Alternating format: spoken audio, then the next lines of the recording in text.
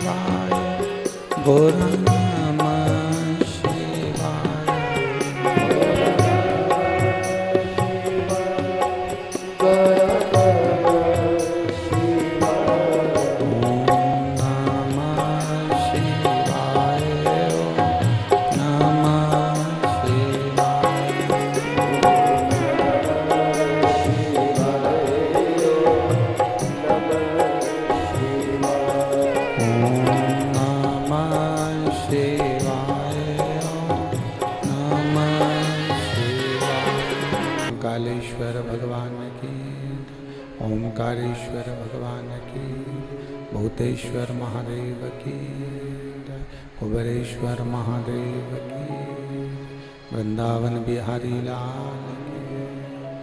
हर हर महादेव, हर हर महादेव, हर हर महादेव। काशी विश्वनाथ ओगड़दानी त्रिकालदर्शी कैलाशी अविनाशी भगवान शिव, जिनकी पुनीत पावन शिव महापुराण की कथा संपूर्ण विश्व के कल्याण हेतु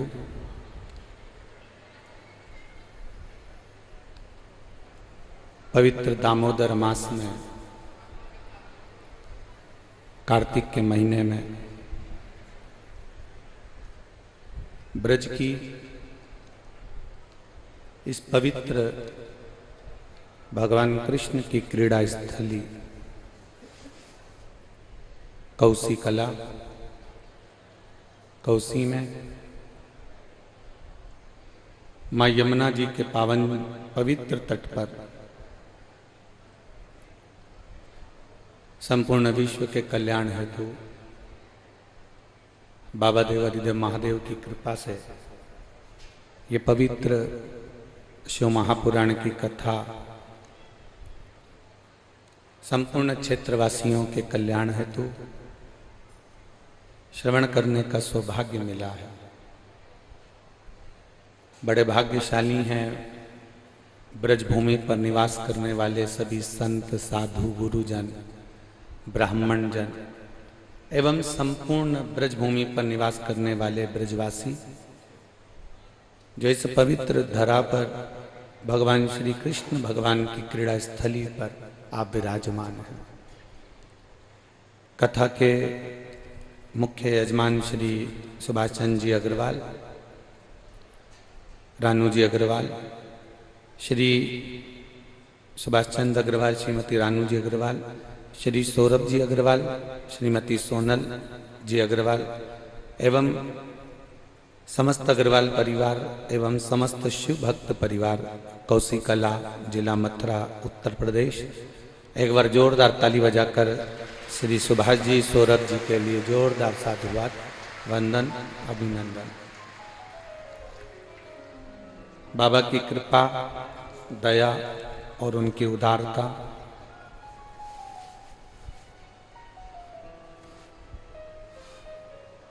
सात दिवसीय शिव महापुराण की कथा श्रवण करने का जो सौभाग्य मिला है, दामोदर मास में कार्तिक महीने में श्रवण किया, उसके लिए अग्रवाल परिवार को बहुत बहुत साधुवाद देते हैं। बाबा देवाधिदेव महादेव की कृपा पर बनी रहे। बोल बम का नारा है, इतना धीमा बोलोगे तो कल्याण तुम्हारा है। अच्छे से बोलो जरा, बोल बम का नारा है, बाबा एक सहारा, सारी समस्या का हल। शिव कथा कर रहे, शिव महापुराण की कथा कर रहे।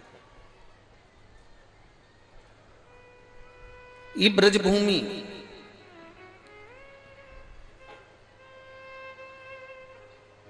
कोई कहे कि हमारे कान्हा की है, कोई कहे हमारे राम की है, कोई कहे हमारी इनकी है, कोई कहे उनकी है, पर ये ब्रजभूमि जिसका निर्णय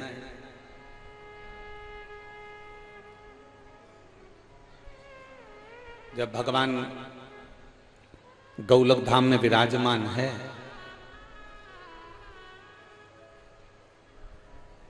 और गौलक धाम में जब मेरे ठाकुर जी विराज रहे हैं, आनंद के साथ झूले में झूल रहे हैं, राधा रानी उनके नजदीक में जब विराजमान है,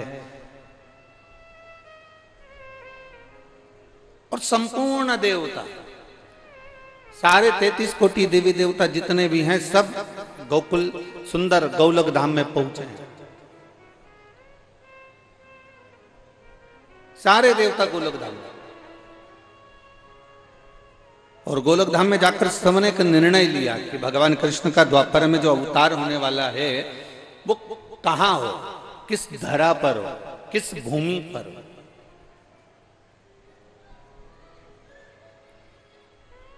ऐसी पवित्र भूमि का निर्णय किया जाए पहले कि भगवान जहां आए, इस पवित्र ब्रजरज में, इस पवित्र ब्रज की भूमि पर, इस पवित्र यमुना जी के घाट पर, इस पवित्र वृंदावन की पवित्र ब्रजरज पर जब कोई आता भी है ना, तो कितना बड़ा निष्ठुर क्यों ना हो, कितना भी विचित्र व्यक्ति क्यों ना हो, पर जैसे ही मथुरा के रेलवे स्टेशन पर उतरता है, बस स्टैंड पर उतरता है और ब्रज की रज उसके शरीर से लगती है ना, तो यहाँ का माहौल ही ऐसा है कि उसके मुख से राधे राधे निकलना प्रारंभ हो जाता है। यहाँ का माहौल ही कुछ ऐसा, राधे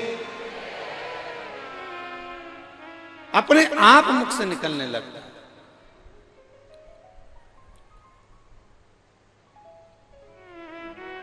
अब कोई कहे नहीं साहब, हम राम जी वाले हैं, हम राधा नहीं बोलेंगे।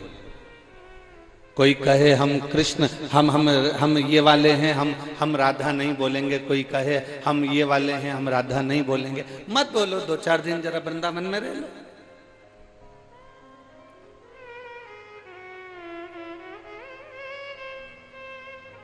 जैसे पोलियो की दवा मिलती है और उससे पोलियो मिट जाता है, उसी तरह ब्रज की धरा पर ये ब्रज की जो रज है, ये वो दवा है जिससे मेरा कन्हैया मिल जाता है। ये दवा है, ये औषधि प्राप्त हो जाए। और कितना कितना सुंदर ये ब्रज की धरा, जहां स्वयं सारे देवता मिलकर सुंदर गोलोक धाम में आनंद के साथ, जहां भगवान कृष्ण विराजे हुए हैं झूले के अंदर, राधा जी उनके साथ बैठी हुई हैं, और बड़े आनंद के साथ वहां पहुंचकर, बड़े आनंद के साथ वहां जाकर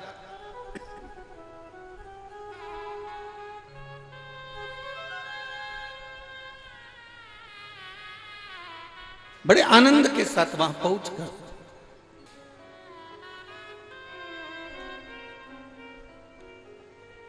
शिव तत्व की प्राप्ति। और महाराज शिव महापुराण की कथा कर रही है, भगवान शंकर का पवित्र चरित्र कह रहा है। सारे देवता 33 कोटि देवता सब सुंदर गोलोक धाम में जाकर विराजमान हुए हैं, सब।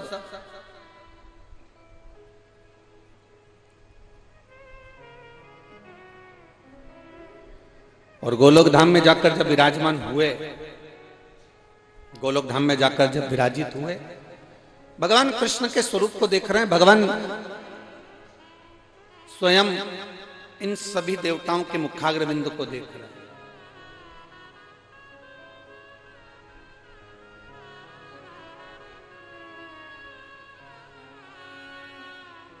थोड़ी देर तक भगवान कृष्ण ने सारे आए हुए देवी देवताओं का दर्शन किया, और देवी देवताओं ने भगवान कृष्ण का दर्शन किया। बहुत बहुत थोड़ा समय उनका दर्शन में निकला।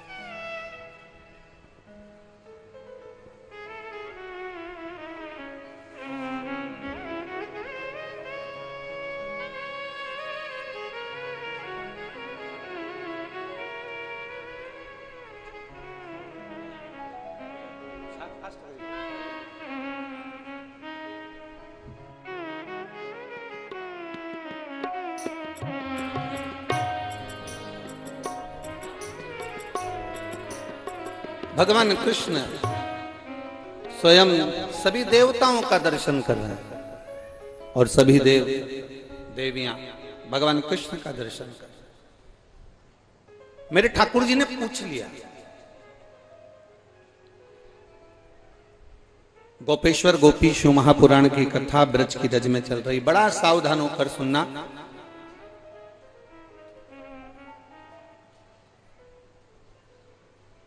कि ये रज, जिस रज का इतना महत्व है, और मेरे ठाकुर जी जब द्वापर में आए उससे पहले मेरे बाबा इस रज में क्या लीला करते थे। मेरे शंभु, मेरे त्रिकालदर्शी, मेरे कैलाशी, मेरे शंकर इस रज में कैसे विराजमान रहते थे। से घर जाए, कथा समापन हो 9 तारीख को, इसके बाद में जब धनतेरस का पूजन हो और दीपावली का पूजन हो, तो ये भाव आपके भीतर होना चाहिए कि बाबा आपकी झोली में इतना भर दें, इतना भर दें कि जिंदगी में एक बार आप भी शिव महापुराण की कथा करवाएं। इस भाव से कथा को श्रवण करें।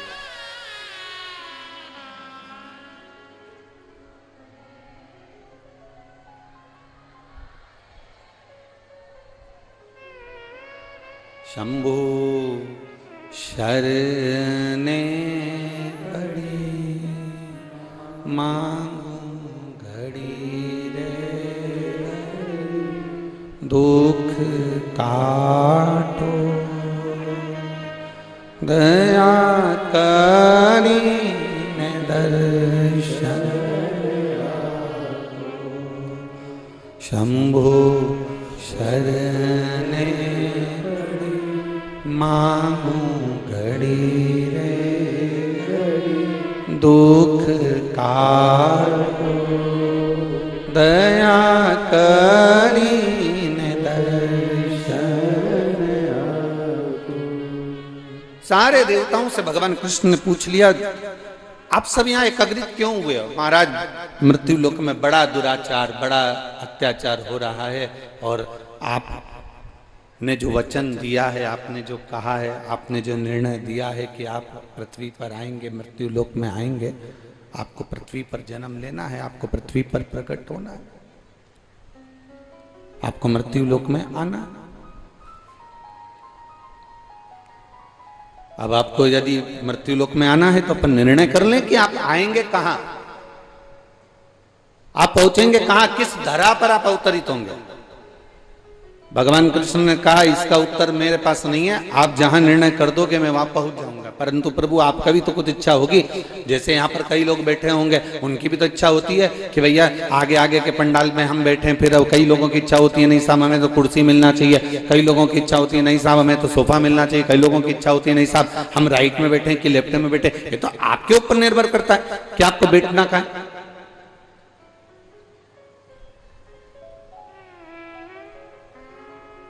सारे देवताओं ने मिलकर कहा, ठाकुर जी आपकी जब मर्जी, आप जहां कह दोगे भगवान कृष्ण, आपका जहां विचार हो जाए आप वहां पर प्रकट हो सकते हैं, आप वहां जन्म ले सकते हैं, आप वहां पर आ सकते हैं।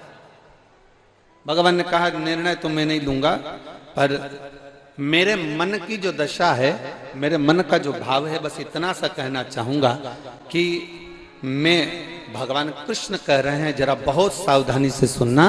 भगवान कृष्ण कहते हैं कि मैं शिव के बिना नहीं रह सकता और शिव मेरे बिना नहीं रह सकते। ऐसी धरा जहां शंकर भी हो और कृष्ण भी हो, ऐसी पवित्र भूमि का निर्णय मैं नहीं ले सकता। इस पवित्र भूमि का निर्णय अगर कोई लेगा, इस पवित्र भूमि का अगर कोई निर्णय ले सकते हैं तो वो देवाधिदेव महादेव ही बता सकते हैं।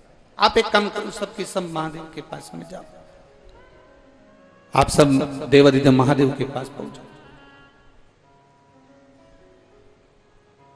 सब एकत्रित हुए और सारे के सारे भगवान कृष्ण को प्रणाम कर कर, भगवान कृष्ण को नमन कर कर, सब देवाधिदेव महादेव के पास कैलाश पर्वत की ओर जाने लगे।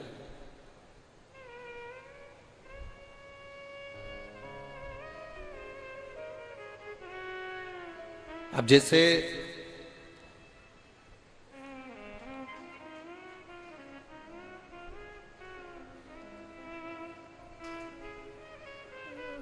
कोई लोग कह रहे थे कि गुरुजी आप हमेशा कहते हो कि ब्रज में रहने वाले बड़े पवित्र होते हैं, ब्रज में रहने वाले, अयोध्या में रहने वाले, उज्जैनी रहने वाले, काशी रहने वाले, जितनी जितनी पवित्र भूमियां, जितनी जितनी पवित्र स्थल हैं, उन पवित्र स्थलों पर रहने वाले जितने जीव हैं, जितने मनुष्य, जलचर, थलचर, वायुचर जितने भी हैं, चाहे पशु हो, चाहे पक्षी हो, चाहे मानव हो, ये सब इतने इतने पवित्र हैं, इतने आनंदित हैं, इतने शुद्ध हैं, इतने पवित्र हैं कि उनका भी दर्शन हो जाए तो जीवन की आनंदता हो जाए। महाराज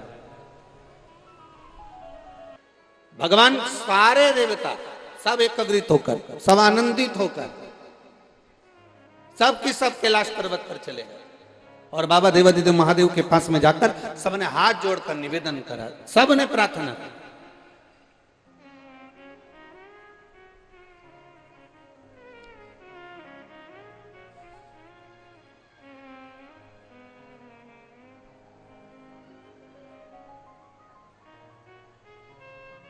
सब निवेदन कर, बाबा शंकर भगवान ने जो श्रवण करा, जो उनके सम्मुख में बात आई, तो देवाधिदेव महादेव ने पूछ लिया क्या हो गया, कैसे आना हुआ। सब गए थे सुंदर गोलोक धाम में, तो गोलोक धाम में गए थे तो ठाकुर जी के दर्शन हुए होंगे आपको। हाँ हाँ, ठाकुर जी के दर्शन तो हो गए, राधा रानी के भी हो गए, पर बात इतनी सी है कि भगवान को अवतार लेना, प्रकट होना, तो फिर पूरी पृथ्वी पर अनाचार, दुराचार, अत्याचार सब हो रहा है और ठाकुर जी को प्रकट होना, कहां होंगे। शंकर भगवान ने कहा जहां ठाकुर जी की मर्जी हो वहां उनका प्रागट्य हो जाए। नहीं नहीं नहीं, उन्होंने भेजा है कि जहां शंकर है वहां कृष्ण है, जहां शंकर हैं वहां राम है, जहां शंकर हैं वहां नारायण है, और जहां कृष्ण है, जहां राम है, जहां नारायण है, वहां शंकर स्वयं विराजमान है। तो अब यह निश्चित करा जाए कि भगवान कृष्ण का अवतार कहाँ हो, भगवान कृष्ण प्रकट कहाँ हो।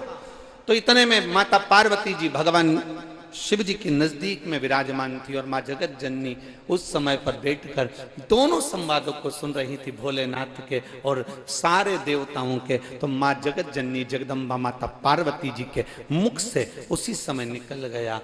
तो उन्होंने माँ जगत जननी पार्वती जी ने कहा, प्रभु केवल एक स्थल ऐसा है जो मुझे अति प्रिय है। भगवान शिव ने पूछा वो कौन सा?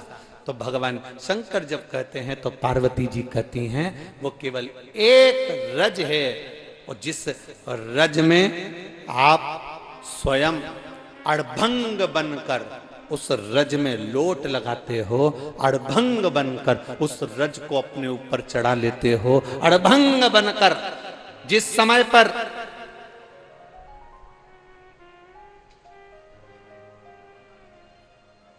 भस्मासुर को भस्म नहीं मिलती थी आपको चढ़ाने के लिए, तो जो रज वो लेकर आता था, वो रज की धरा, वो पवित्र धरा ब्रज रज की है। महाराज एक निवेदन आप कह दो द्वारकानाथ से, आप कह दो भगवान कृष्ण से कि इस ब्रज की रज में अगर वो आए तो शंकर यहाँ पर हमेशा उनके स्वागत के लिए विराजमान रहेंगे। और इस ब्रज रज में भगवान कृष्ण और शिव दोनों ही विराजमान, दोनों।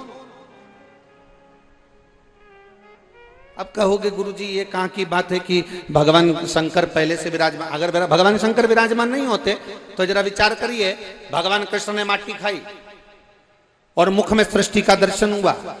जरा कथा को सावधानी से सुनना। जब भगवान कृष्ण के मुखाग्रविंद में सृष्टि का दर्शन मेरी मैया यशोदा को होता है, तब यशोदा जी देवादिदेव महादेव को याद कर कर कहती है, बाबा मैं तेरे मंदिर रोज आती हूँ, जल चढ़ाने रोज आती हूँ, मेरे शंभु, मेरे त्रिकालदर्शी, मेरे कैलाशी, मेरे अविनाशी, आप कहाँ हो? उसी समय पर देवादिदेव महादेव प्रकट हो जाते हैं और मथुरा में आज भी चिंता हरण देवादिदेव महादेव विराजमान है। आज भी मथुरा की रज में आज भी चिंता हरण महादेव विराजमान है। जहां मथुरा की इस पवित्र भूमि पर चिंता को हरने के लिए चिंता हरण महादेव वहां निवास करते हैं, क्योंकि यशोदा जी के सम्मुख में भगवान कृष्ण के लिए स्वयं शिव प्रकट हुए। और भगवान शंकर ने पूछा यशोदा रानी से, तुम क्यों चिंता करती हो, क्या हो गया ऐसा? यशोदा क्यों चिंता करती? यशोदा जी बोली, पहले तो ये बताओ कि मेरी चिंता तो आप मिटा दोगे वो तो जानती हूं, परंतु मैंने तो केवल आपको पुकारा, आवाज लगाई और आप तुरंत प्रकट हो गए। इसके प्रकट होने का कारण क्या है? भगवान देवादिदेव महादेव प्रकट हो गए। तो यशोदा जी के मन में अभी इससे पहले जो कथा हुई उस कथा में वर्णन करा था कि शिव के भक्त 3 बार रोते हैं। इस कथा के प्रथम में, इस कथा के पहले वाली जो कथा रही उसमें हमने वर्णन करा, नागपुर की कथा में शंकर भगवान के भक्त 3 बार रोते हैं। पहला भगवान को पुकारते हैं तब रोते हैं, दूसरा भगवान नहीं आते तब रोते, और तीसरा भगवान आ जाते तब रोते हैं। तो किसी ने पूछा, भगवान को पुकारा तब रोए चल गया, भगवान को आमंत्रित करा तब रोए चल गया, भगवान नहीं आए तब रोए चल गया, पर भगवान आ गए उसके बाद रो रहे हैं, तो ये रोने का कारण क्या है? तो किसी से पूछा जाए तो वो कहते हैं भगवान के आने के बाद, शंकर जी प्राप्त होने के बाद में शिव का भक्त इसलिए रोता है कि मेरे जैसे पापी ने ऐसा कौन सा पुण्य कर दिया जो मेरा महादेव मेरे सामने प्रकट हो गया। मेरा महादेव मेरे सामने। कुछ हमारी जिंदगी के जो पुण्य होते हैं, हमारे जीवन के जो अच्छे कर्म होते हैं, हमारे जीवन के जो अच्छे क्रम होते हैं, जब प्रबल होते हैं तब जाकर कुछ अच्छा होता है। आपने ये कथा कौसी में दी, आखिर कारण क्या है?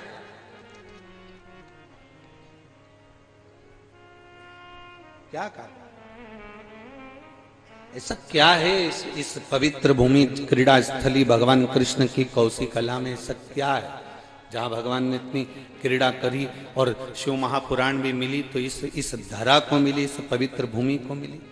उसका केवल एक कारण था, कभी आपने अगर स्मरण किया हो तो कुर्म पुराण में एक बड़ी सुंदर चरित्र लिखा,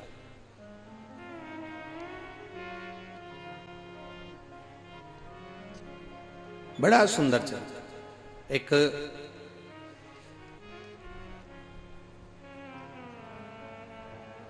कौशिक ब्राह्मण था। अगर आपसे भी पूछे ना कोई अग्रवाल जी की ये कथा कोसी में किससे मिली, तो कोसी की आप स्मरण में जरूर कहना कि मेरा शिव साधारण जगह पर कहीं पहुंचा है तो उसका कुछ ना कुछ कारण है। उस भूमि पर अगर पहुंचा है मेरा देवाधिदेव महादेव तो कुछ कारण हो सकता है।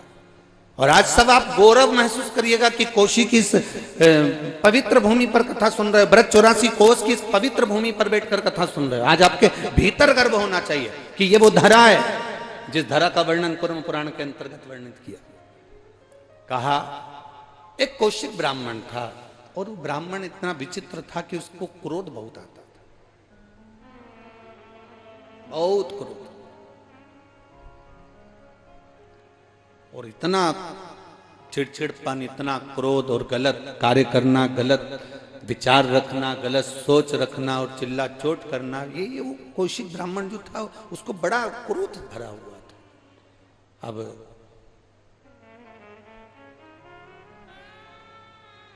बहुत क्रोध उसके भीतर जब समाहित हो गया, धीरे धीरे धीरे धीरे उसके शरीर में एक रोग हो गया। एक रोग उसके जीवन में, एक शरीर में एक रोग आ गया और उसके शरीर में कोढ़ का रोग हो गया। उसका शरीर गलने लगा, पांव की उंगलियां गल रही है, हाथ की उंगलियां गल रही है, शरीर की हथेलियां गल रही है, पूरा शरीर, नाक, कान सब गलने लगे, होठ सब गल रहे। उसकी एक पत्नी थी जिसका नाम था कौशी, जिसको कुर्म पुराण में कौशिकी भी कहा गया। उसका नाम था कौशिक, जिसको कौशिकी भी कहा गया। पत्नी को दिखा कि मेरा पति बहुत चिड़चिड़ा है, क्रोधीला है, अपशब्द कहता है, गाली देता है, आड़ा टेढ़ा कहता है, पर उसके शरीर में रोग हो गया। अब धर्म पत्नी जो होती है ना, वो बड़े धर्म को निभाती भी है। अगर पति बीमार पड़ा है तो उसकी सेवा में तल्लीन भी रहते हैं। कोसी ने अपने पति को देखा कि ये कोढ़ से ग्रसित है, सारी दुनिया उससे नफरत कर रही है। एक तो वो चिड़चिड़ा, अपशब्द बोलने वाला, ताना देने वाला, और पत्नी उसकी सेवा में लगी है। सेवा में लगी ऐसी कि पति आज भी चिड़चिड़ा, अभी भी क्रोध कर रहा है। इतना रोग होने पर, शरीर में इतना कष्ट होने पर भी अगर 1 मिनट देरी से अगर भोजन ला कर दे पत्नी, तो पति उस थाली को उठाकर पत्नी के मुख पर मार देता।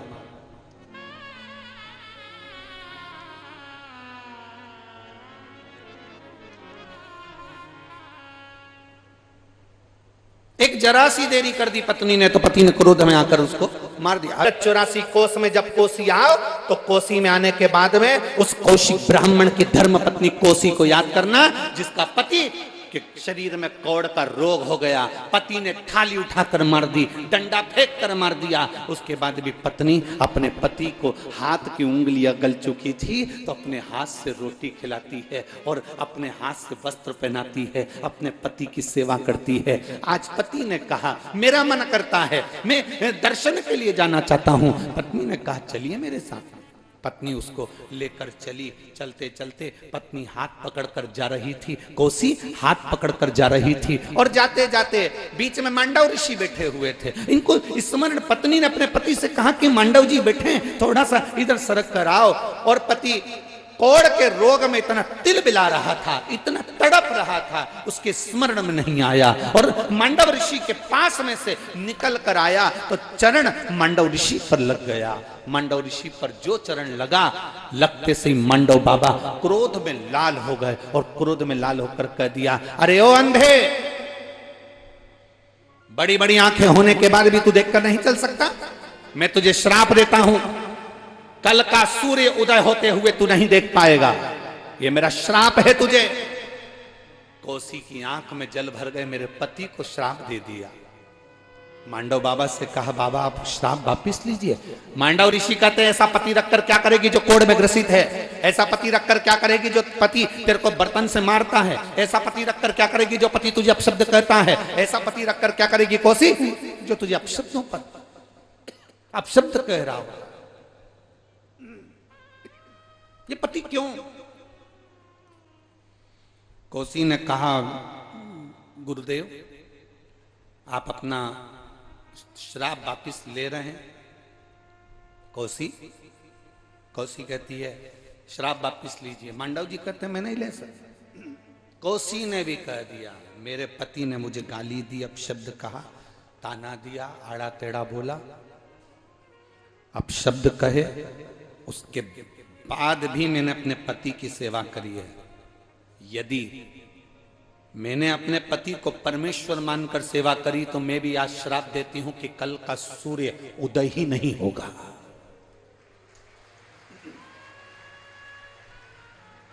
सूर्य उदय पर मेरा पति मरना है ना, तो सूर्य उदय ही नहीं होने दूंगी। मांडव ऋषि हंसने लगे।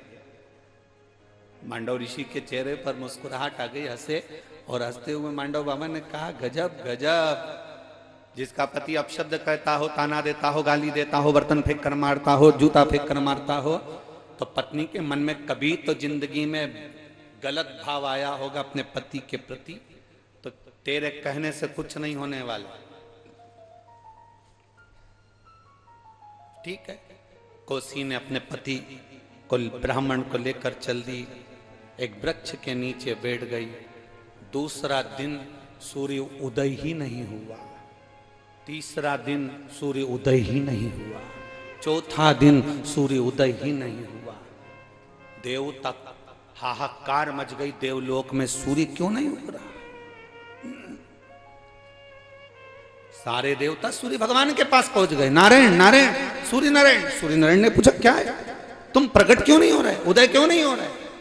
भगवान के कहां से उदय? वो कोसी है ना, उसने अपने पति के चक्कर में मुझे श्राप दे दिया कि अगर तू उगा तो सोच लेना वहीं आऊंगी। दिया कि सूर्य उदय नहीं होगा, मेरा श्राप है, नहीं हो सकता। मेरा भी संकल्प है, मैंने अपने पति की सेवा करी है, सूर्य नहीं। क्या करा जाए? भगवान नारायण ने कहा, करें क्या ये बताओ। सारे के सारे देवता एकत्रित होकर नारायण के पास गए। नारायण ब्रह्मा जी के पास गए, ब्रह्मा भगवान शंकर के पास गए, कुछ करिए। शिव जी ने कहा, एक काम करो, सतियों में भी सती अनसुईया जी के पास जाइए। अनसुईया जी अगर इस कोसी को समझा देंगे तो फिर ये कोसी सूर्य देव से कहेगी तो सूर्य उदय हो सकते हैं। आप जाओ अनसुईया जी के पास, मां अनसुईया के पास में, जहां सतियां निवास करती हैं। जहां सातित्वमान नारी निवास करती है, सतियों के उस झुंड में अनसुईया जी बैठी हुई थी। सारे देवताओं ने माता अनसुईया जी से कहा, हे ब्रह्मा विष्णु और महेश की माता, जिनको आपने पलने में झुलाया है मां, आप जाकर कोसी को समझाओ ना कि कोसी सूर्य देवता को उगने दे। अनसुईया जी कोसी के पास पहुंचती हैं। अनसुईया जी ने कोसी से कहा, कोसी तो पतिव्रता धर्म का पालन करने वाली पवित्र नारी है, तो मेरे लोक में, सातित्व लोक में निवास करेगी, अनसुईया के इस धाम में आएगी, पर तू सूर्य को क्यों नहीं कहती कि तू प्रकट हो जा, उसको उदय होने दो ना। कोसी कहती है, अगर वो उग गया तो मेरा पति चला जाएगा, इसलिए सूर्य को उदय नहीं होने दूंगी, मैं उगने नहीं दूंगी। अनसुईया जी ने कहा, मांडव बाबा का श्राप है, श्राप निष्फल नहीं हो सकता। तो तुरंत कोसी ने कह दिया, जब मांडव ऋषि अपने श्राप को वापस नहीं ले सकते तो मैं भी अपने श्राप को वापस नहीं ले सकती। समझाया, अनसुईया जी ने खूब समझाया, मानती नहीं है कोसी, नहीं मानती। अनसुईया जी वापस गई। भगवान नारायण ने पूछा, मां आप पूछ के आई हो? मां कहने लगी, हाँ मैंने पूछा, पर कोसी मानने को तैयार नहीं है। सारे देवताओं ने मिलकर तभी माता अनसुईया जी से कहा, आप मांडव ऋषि के पास जाकर कहिए। मांडव बाबा के पास में जाकर निवेदन करा, मांडव बाबा आप अपने श्राप को वापस लीजिए। मांडव ऋषि ने श्राप को वापस लिया, पर श्राप वापस लेने के बाद भी कोसी ने सूर्य देवता से ये नहीं कहा कि तू उदय हो जा।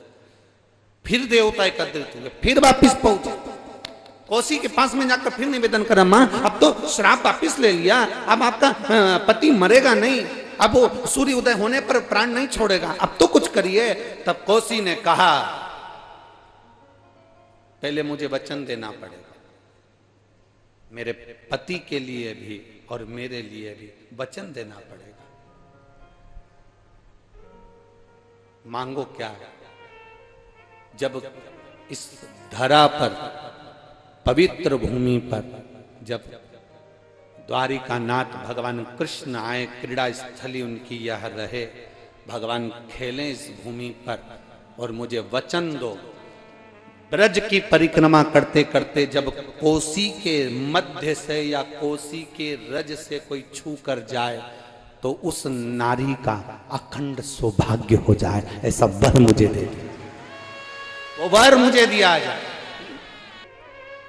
वचन दे दिया मेरे भगवान, वचन। जैसे चांद में है लाली, मेरे घर में रहे उजियारी, है ज्योत माता मेरा चूड़ा अमर करो ना, हे ज्योत माता मेरा चूड़ा अमर करो। ये कोसी की पवित्र धारा भगवान स्वयं कर रहे हैं, स्वयं मेरे बाबा स्वयं कर रहे हैं। पार्वती जी कह रही है कि इस ब्रज रज में मेरे कृष्ण आए, मना नहीं, जिस रज पर आप स्वयं विराजमान, स्वयं।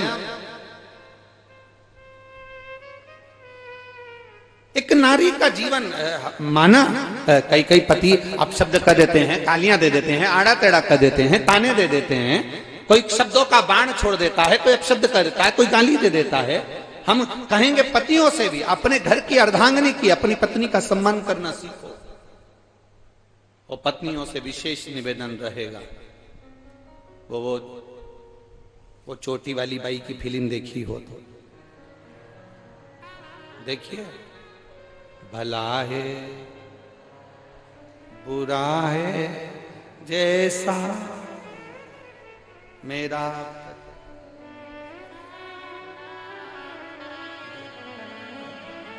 अगर तुम लोगों ने स्मरण किया हो, देखा हो, तो उसमें वो कहती जैसा भी है मेरा, मुख से एक शब्द ना निकले उसके लिए, आड़ा टेढ़ा ना निकले उसके लिए। और मेरी जीजियों और मेरे जीजाओं, एक बात अपने भीतर उतार कर रखी है कि आप ब्रज की रज में रह रहे हो, प्रयास करना कि इस रज में वही जन्म लेता है, इस रज में वही आता है जिसको मेरे भगवान ने पूरी तरह से धोकर बर्तन को साफ करा हो, वही बर्तन स्टैंड पर रखाता है।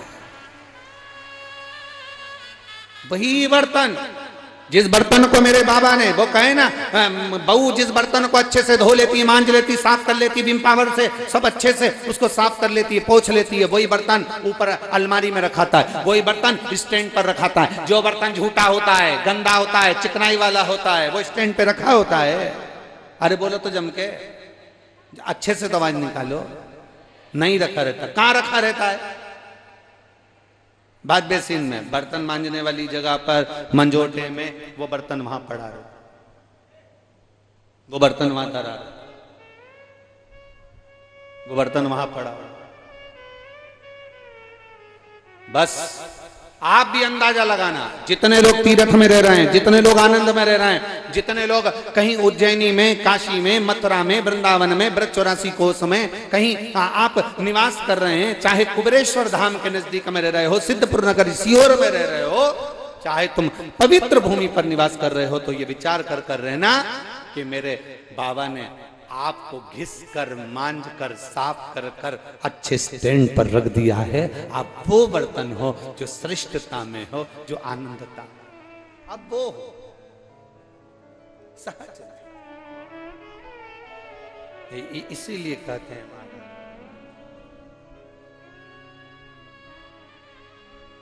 हरि ओम में ओम ओम समाया है, मेरा भोला नगर में आया है।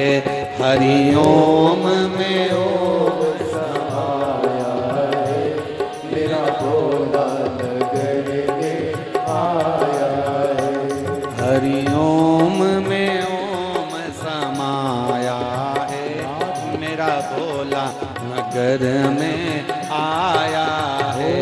हरि ओम में ओम समाया है, मेरा भोला नगर में आया है। मेरे भोले के मस्तक पे चंदा है, हो मेरे भोले के मस्तक पे चंदा है।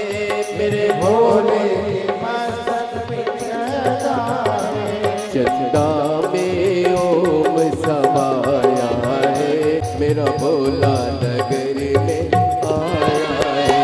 गंगा में ओम समाया है, मेरा भोला नगर में आया है। मेरा भोला नगर में आया है, वो मेरा भोला नगर में आया है।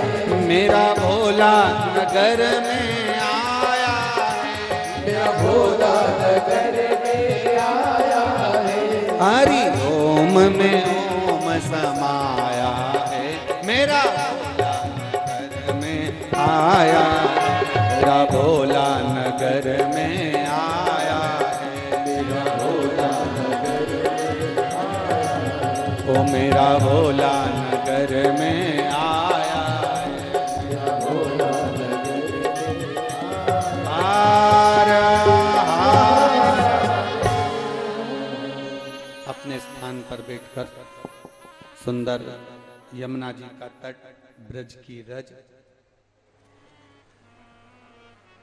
भगवान कृष्ण की क्रीड़ा स्थली, देवादिदेव महादेव की पवित्र पावन शिव महापुराण की कथा भाव के साथ, आनंद के साथ में भूमि पर बैठकर, जहां जगह मिले वहां बैठकर, भले कार्यकर्ताओं से भी निवेदन है कार्य बाद में करना, बार बार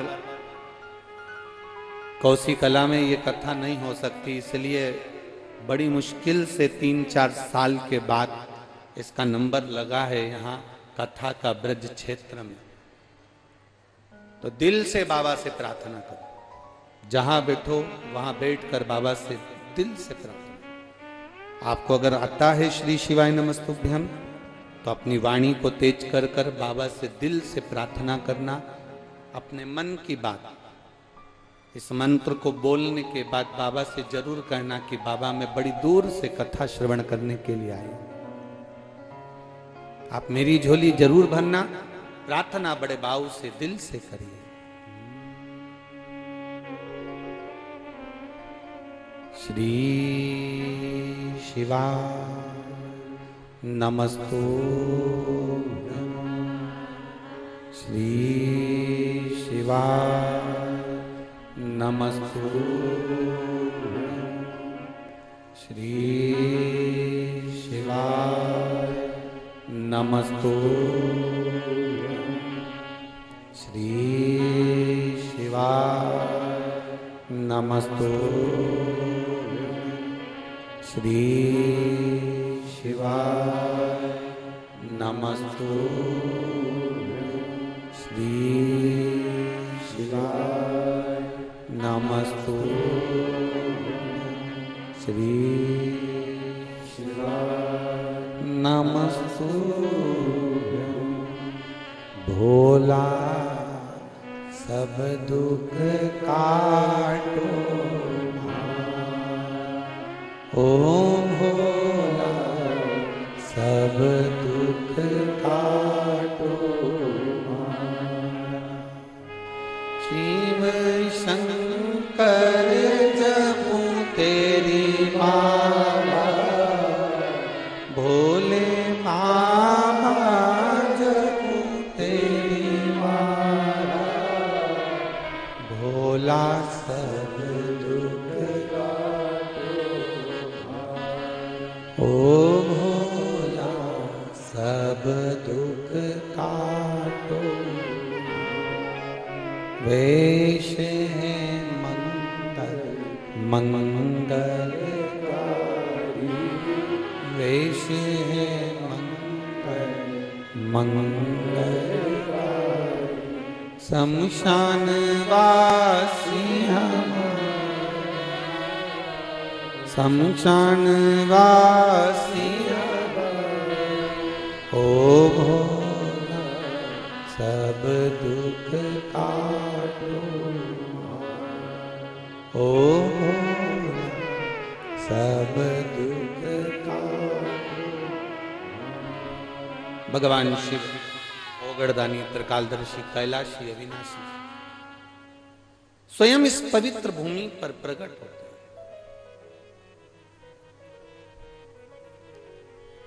भजन करने का कोई स्थान निश्चित नहीं होता, पुण्य करने का कोई दिन निश्चित नहीं होता। उसी तरह भगवान शंकर के मंदिर में जाने का भी कोई दिन निश्चित नहीं होता, कोई दिन निश्चित नहीं। आप जिस भाव से जैसे श्रवण करना चाहें, जिस भाव से बाबा के दरवाजे पर पहुंचकर पंडाल में जहां जगह मिल जाए, ग्राउंड में जहां लोग बैठे बाहर बाहर, कितना कई जगह तो टेंट भी नहीं लगा, तो भी मेरे भोलेनाथ ने बड़ी कृपा करी है। उनको मालूम है पहले दिन है और पब्लिक ज्यादा आ जाएगी, धूप लगेगी, तो बाबा ने सुबह से सूर्य को अपने ढक कर रखा है, आपकी छाया बनाकर रखी, आज निकलने ही नहीं दिया। जैसे वो कोसी थी ना, तो कोसी कला की कथा आज भी डरता है। वो कोसी का नाम सुनते से डरता है, वो उसने उगने नहीं दिया था, इसलिए कथा में उगा ही नहीं, ढका हुआ आज भी। और हमारे वो सारथी जी है ना, वो मुकेश जी, जो हमारे को गिरिराज जी की दर्शन परिक्रमा करा के लाए, तो वो कह रहे थे आज तो गुरु जी समझ में नहीं आया, कल तो खूब तो धूप थी। हमारे अग्रवाल जी बोल रहे थे बहुत तेज गर्मी पड़ रही थी, आज तो समझ में नहीं आ रहा ये गया का।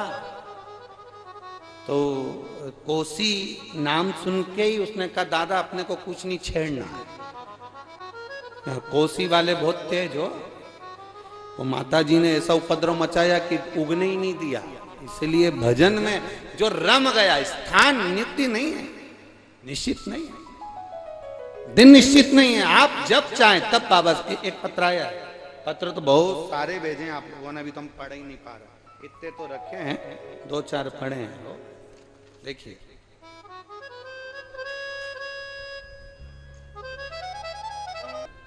मैं सुमन शर्मा, निवासी Sun City colony, Agra road, Hathras. एक बार वापिस आती लाइए, हाथरस मेरा मोबाइल नंबर ये है। गुरुजी मैं एक लोटे जल का और पशुपतिनाथ के व्रत का वर्णन करना चाहती हूँ। मेरा बेटा कृष्णा शर्मा कई वर्षों से भारतीय वायुसेना के लिए इंडियन एयरफोर्स के लिए तैयारी कर रहा था, पर उसका नहीं हुआ। तब वो आखिरी में हार गया।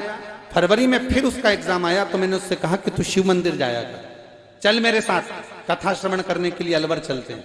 बाबा की कथा को श्रवण करना, पंडाल में बैठकर जो मांगा जाता है वो बाबा देता है, ये सियोर वाला महाराज कहता है।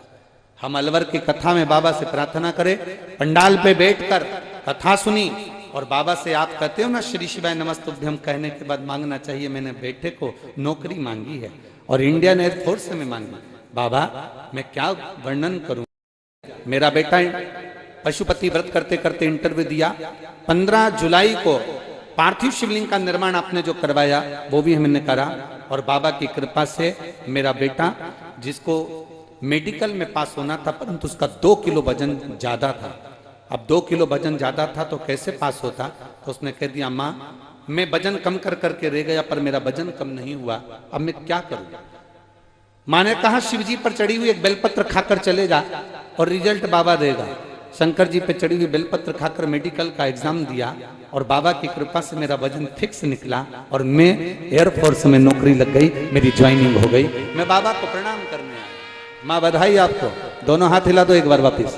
श्री शिवाय नमस्तुभ्यम, बहुत बहुत बधाई। शिव तत्व है, औघड़ी है शब्द।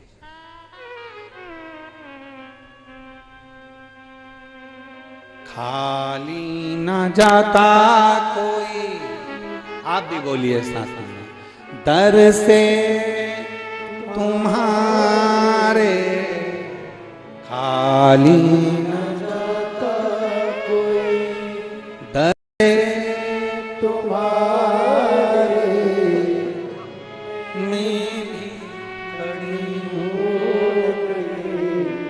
बाहर अपने हृदय से लगा लो, गिरा जा रहा हूँ उठा लो,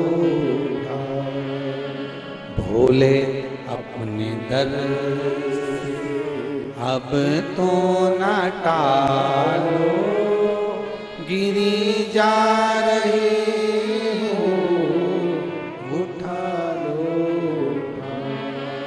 शिव कृपा करते होती जरूर है।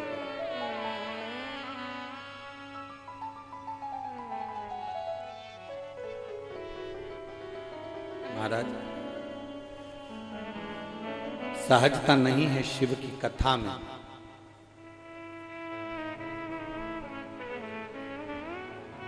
जब देवराज नाम के ब्राह्मण को मेरे बाबा पार कर सकते हैं, तो आपका कल्याण क्यों नहीं कर सकते?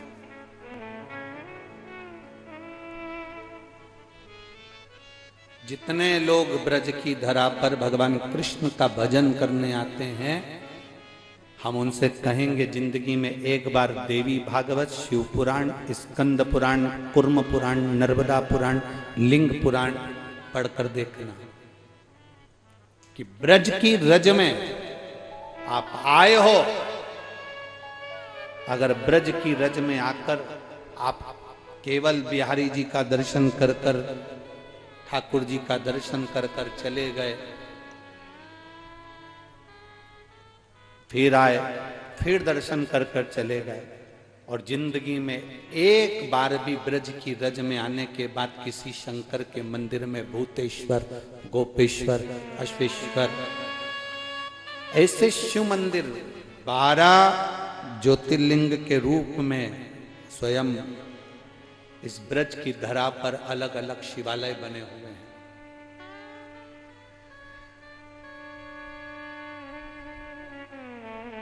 कभी जिंदगी में आओ, ब्रज की रज में आने के बाद खाली मत जाना।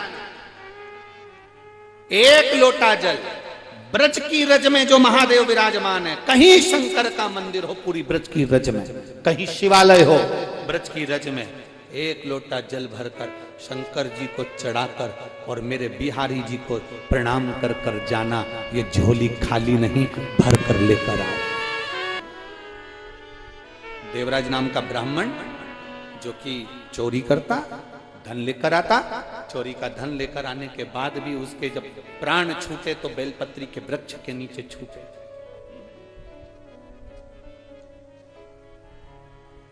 प्राण छूट गए।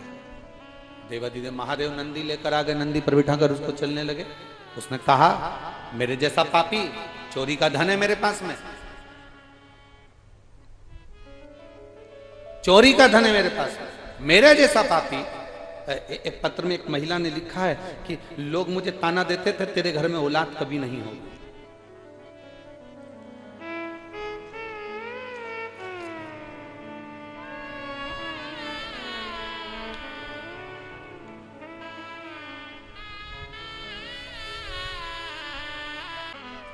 गुरुदेव, जो बच्चे होते थे मेरे सब गर्भ में मर जाते थे, एक भी बच्चा जन्म नहीं लिया। सुशील कुमार दिल्ली भजनपुरा से हूं, कहीं बैठे हो तो हाथ हिला सकते हैं। सुशील कुमार दिल्ली भजनपुरा, कहीं बैठे हो तो हाथ हिला सकते हैं। भजनपुरा से, दिल्ली से। गुरुदेव कई साल शादी के हो गए, संतान की प्राप्ति नहीं थी, बच्चे गर्भ में शांत हो जाते थे, बच्चे पूरे नहीं होते थे। सभी लोग बहुत अपशब्द कहते थे, ताना देते थे। तब मेरे किसी परिचित ने कहा कि तुम एक काम करो, शंकर के मंदिर में जाया करो, एक लोटा जल चढ़ाया करो और सफेद आंकड़े की जड़ का प्रयोग करो। मैं दूसरे के बच्चों को देखती थी ना गुरुदेव, तो बाबा से प्रार्थना करती थी मेरे घर में संतान कब होगी, इतने साल निकल गए औलाद नहीं है, मेरी झोली खाली की खाली है गुरुदेव। मेरी मम्मी ने फिर मुझे कहा कि तू एक बार सफेद आंकड़े की जड़ का प्रयोग कर, पशुपतिनाथ का व्रत कर। डॉक्टरों ने तो कह दिया था कि तुम्हारे गर्भ में कुछ ऐसा है जिसके कारण बस बच्चा पूरा जन्म कभी जिंदगी भर नहीं लेगा, और वो बच्चा तुम जन्म भी देना चाहोगी तो वो मर ही जाएगा। और ऐसा हुआ गुरुदेव, कई बार बच्चा गर्भ में ही मर गया। कहीं बैठे हो तो हाथ हिला सकते हैं। गुरुदेव, मैं बाबा का क्या गुणगान करूं? पशुपतिनाथ का व्रत चालू करा और बाबा से प्रार्थना करी। 4 अप्रैल 2023 को बाबा की कृपा से, जिन डॉक्टरों ने कहा था कि तुम्हारे यहाँ संतान का सुख नहीं होगा, लोग ताने देते थे, बाबा की कृपा से मुझे 4 अप्रैल 2023 को पुत्र रत्न की प्राप्ति हुई है। मैं बाबा की कथा यहाँ प्रणाम करने के लिए आई हूं। कहीं बैठे हो तो हाथ हिला सकते हैं। ये शिव है, और घड़ी शंभु। तेरी कृपा बिना न हिले एक भी अणु, लेते हैं श्वास तेरी कृपा से। बखान क्या करूं मैं राखों के ढेर का, चपटी खजाना गंगधार मुक्तिद्वार ओंकार भोले ओंकार आयो शरण शंभो। शिव कथा कर रहे। देवराज को नहीं मालूम कि मुझे कैलाश धाम क्यों मिल गया, फिर भी देवराज ने नंदी पर चढ़कर जब देवराज जा रहा था, नंदी पर बैठकर जब देवराज चल रहा था, नंदी पर चढ़कर जब देवराज जा रहा था, तब शिव जी से पूछ लिया, बाबा मैंने कोई पुण्य नहीं करा, मैंने कोई सत्कर्म नहीं करा, मैंने तो चोरी करी है, गलत बुद्धि, गलत विचार, गलत दृष्टि मेरे अंदर थी, मैं गलत कार्य करता था बाबा। बाबा इसके बाद भी मेरे जैसे पापी को आप कैलाश धाम ले जा रहे हो, आप मेरे जैसे पापी को कैलाश लेकर जा रहे हो बाबा।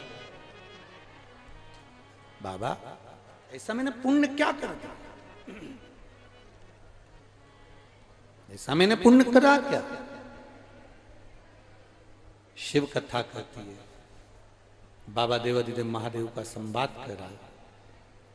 भगवान शंकर कहते हैं ये तेरा पुण्य तो केवल इतना सा है कि जब तेरे शरीर में बुखार आया, ताप पड़ा, तेरे शरीर में जब कष्ट होने लगा तो तू शिव मंदिर में जाकर छुप गया। चोरी का धन तेरे पास में था और तू शंकर जी के मंदिर में जाकर छुपा। वहां शिव महापुराण की कथा चल रही थी, शिव महापुराण की कथा चल रही थी और ब्राह्मण देवता थोड़ी थोड़ी देर में चिल्ला रहे थे, हर हर महादेव। तेरे शरीर में जब कष्ट हो रहा था तो तुझसे वो कथा में मन नहीं लगाता, पर तू शिव मंदिर पहुंचा, भले चोरी का धन लेकर पहुंचा, भले बीमार अवस्था में पहुंचा, भले बेकार अवस्था में पहुंचा, पर पहुंचा।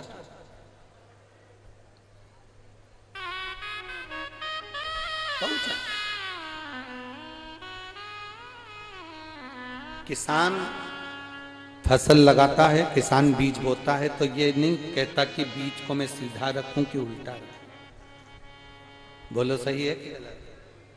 बीज कैसा डाल रहा है ये किसान को नहीं मालूम कि ये उल्टा है कि सीधा है कि टेढ़ा है कि आड़ा। उसने तो बीज जमीन में डाल दिया। अब जमीन में मिट्टी का काम है उस उस जल का काम है, उस मिट्टी का काम है कि उस बीज को वो प्रकट करे, उस बीज को वो जन्म दे और पौधा बाहर की ओर निकले। किसान ने तो बीज बो दिया। आपका काम है, कोई कहे कि तू गलत है, कोई कहे कि तू बेकार है, कोई कहे कि तू ऐसा है, कोई कहे कि तू ऐसा है, कोई कहे कि तू ये है वो है, हमें नहीं सोचो। कोई पापी भी कह रहा है तो कहने दो, कोई अपशब्द कह रहा है देने दो, कोई ताना दे रहा है देने दो, कोई गाली दे रहा है देने दो, पर हम शिव का मंदिर ना छोड़ें, हम भगवान शंकर का शिवालय ना छोड़ें, हम शंकर के दरवाजे पर जाना ना छोड़ें, हम शिव को एक लोटा जल चढ़ाना ना छोड़ें।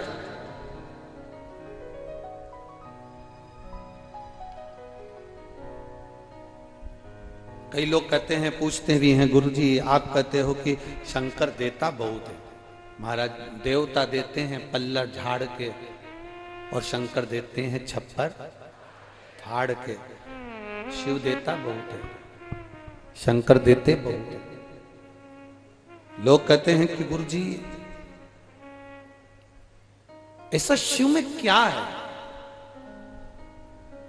हम कहें कभी मौका मिले ना तो एक बार आपने कथा श्रवण करी होगी कि आप लोग तो ब्रज के निवासी हो और ब्रज में तो बड़ी सुंदर सुंदर रसिक रसिक कथाकार इस ब्रज की धरा पर भगवान कृष्ण की कृपा से इस ब्रज की धरा से बड़े बड़े वक्ता, बड़े बड़े संत, बड़े बड़े साधुजन, बड़े बड़े गुरुजन, बड़े बड़े एक से बढ़कर एक रसिक वक्ता इस ब्रज की धरा ने दिए हैं, इस रज ने दिए हैं। हम तो उन सभी बड़े बड़े वक्ता, कथा के श्रोता, कथा के वक्ता और संत साधु और ब्राह्मण जन जितने भी इस ब्रज की रज में जितने जितने वक्ता हैं, छोटे से लेकर बड़े तक, उन सब के चरणों की हम तो धूल हैं मात्र। हम केवल एक धूल रज, पर उनके मुख से आपने सुना होगा, उनके मुख से आपने श्रवण किया होगा कि जब यशोदा मैया के घर पर लाला का जन्म हो गया, भगवान कृष्ण प्रकट हो गए और भगवान कृष्ण जब प्रकट हुए तब प्रकट होने पर भगवान शंकर को लगा कि मेरा ठाकुर आया है, मेरा कृष्ण आया है, मेरा नारायण आया है, मुझे दर्शन करने जाना चाहिए।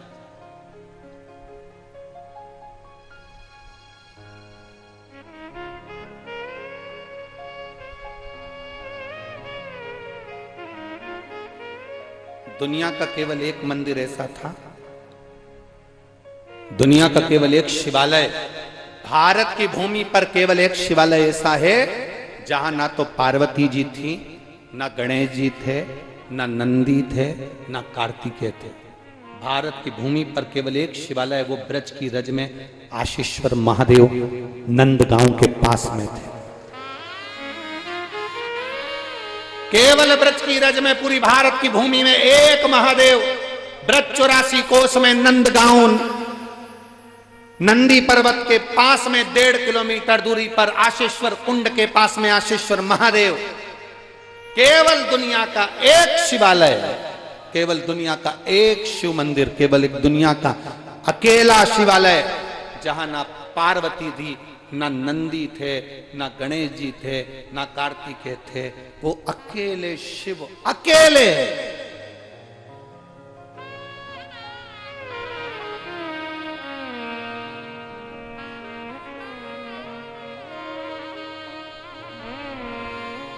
पार्वती जी पूछी भोलेनाथ जी से, भगवान शंकर से पूछा, बाबा कहां जा रहे हो? स्वामी कहां जा रहे हो? प्रभु जी कहां जा रहे हो? शंकर भगवान कुछ ना बोले। भगवान भोलेनाथ जी को मालूम था, बता के जाऊंगा तो ये मुझे जाने नहीं देगी, मैं वृंदावन जा रहा हूं, मैं ब्रज की रज में जा रहा हूं, ठाकुर जी प्रगटे हैं, मुझे जाना है। अरे जा कहां रहे हो? बाबा बोले मैं बताकर नहीं जाऊंगा। इतने में भगवान गणेश जी आ गए, उन्होंने पूछ लिया, पिताजी कहां जा रहे हो?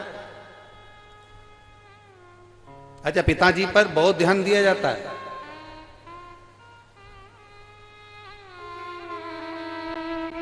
बहुत अंतर है हमारा। पति आता है ना तो पत्नी पति का चेहरा देखती है, बच्चे पिता का हाथ देखते हैं कि क्या लेकर आए। केवल दुनिया में एक मां ऐसी होती है जो ना चेहरा देखती है बेटे का, ना हाथ देखती है, उसका पेट देखती है, मेरे बेटे ने कुछ खाया कि नहीं खाया। केवल एक मां, बुजुर्ग, बूढ़ी पत्नी, पति आया, पत्नी प्रसन्न होकर उसका चेहरा देखती है, बच्चे हाथ देखते हैं मेरे पापा क्या लेकर आए।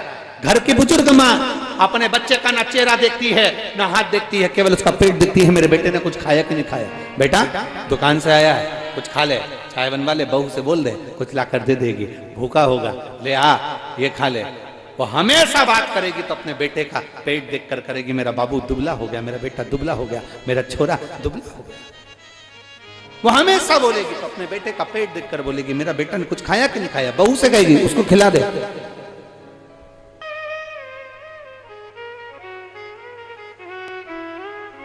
अब बच्चे तो बच्चे। पार्वती जी ने गणेश जी से पूछा, पिताजी कहां गए? मां, ब्रज की रज में भगवान कृष्ण का प्रागट्य हुआ है, पिताजी दर्शन करने के लिए गए। नंद गांव। अच्छा हाँ। पार्वती जी ने कहा, मेरे स्वामी आज पहली बार जिंदगी में मुझे छोड़कर गए। 33 कोटि देवता में केवल एक देव अधिदेव महादेव ऐसे हैं जो प्रतिदिन अपनी धर्म पत्नी को प्रदोष काल में, प्रदोष समय में, शाम के समय प्रतिदिन घुमाने ले जाते, प्रतिदिन। और इनको देख देख कर लक्ष्मी जी को भी थोड़ा सा वो लगता है, सरस्वती जी को भी लगता है। एक बार तो लक्ष्मी जी ने भगवान विष्णु से भी कह दिया था, क्या है प्रभु देखो उनको, शाम होती नहीं, गाड़ी उठाई नहीं, पार्वती को बिठाए, नंदी पे बैठे, दोनों चल गए, और तुम हमको आज तक कहीं लेके नहीं गए। जब हम जाते हैं तब तुम नहीं जाते, तुम जाते हो तो हम नहीं जाते।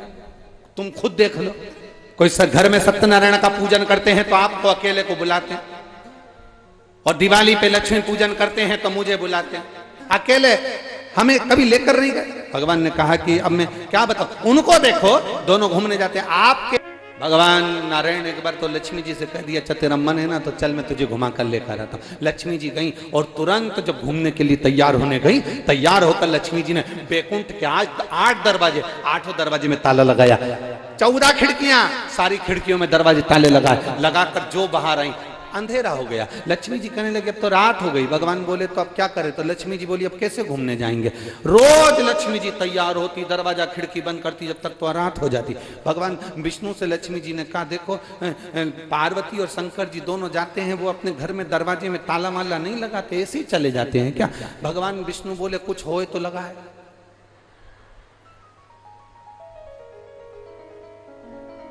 तो उनके घर में कुछ नहीं है। इतने में भगवान नारायण बोले थोड़ा बहुत होगा भी। जब वो जाते हैं घूमने तो अपने गले में से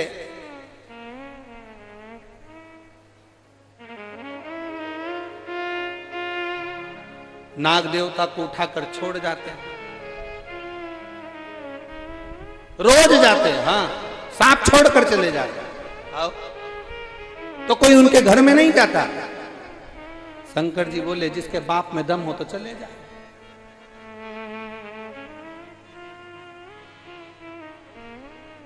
जिस कमरे में से सांप निकल जाता है 8-10 दिन तक तो जरा सा अगर किसी का कपड़ा भी पांव पे आ जाए तो चिल्ला जाता। बोलो री जी हो, सही है कि गलत है? अरे बोलो तो नहीं, ब्रज 84 कोस के रहने वाले हो, बड़े मस्ती में बोलो, सही है। एक जरा सा किसी का कपड़ा गया, अरे राम, तो फिर यहां तो बाबा है। अब पार्वती जी को लगा कि रोज घूमने जाते हैं, रोज भ्रमण पर जाते हैं, पर आज तो गजब कर दिया बाबा ने, मुझको लेकर नहीं गए, मेरे को लेकर नहीं गए। अब पार्वती जी को गुस्सा आ गया। पार्वती जी बोली तुम जाओ, हम भी जाते। और पार्वती मैया तुरंत यशोदा जी के यहाँ पहुंच गई, और यशोदा रानी के यहाँ जैसे ही पार्वती मैया पहुंची, सुंदर माथे पर बिंदी माता के, सुंदर लाल चुंदड़ी माता की, और एक बुजुर्ग बूढ़ी का रूप रखकर, होठों पे लाली, नैनों में सुरमा, मेरी माँ के बालों में गजरा, और बुजुर्ग। अब बूढ़ी माँ इतना श्रृंगार करी तो यशोदा को तो सोचना था कि ये कौन?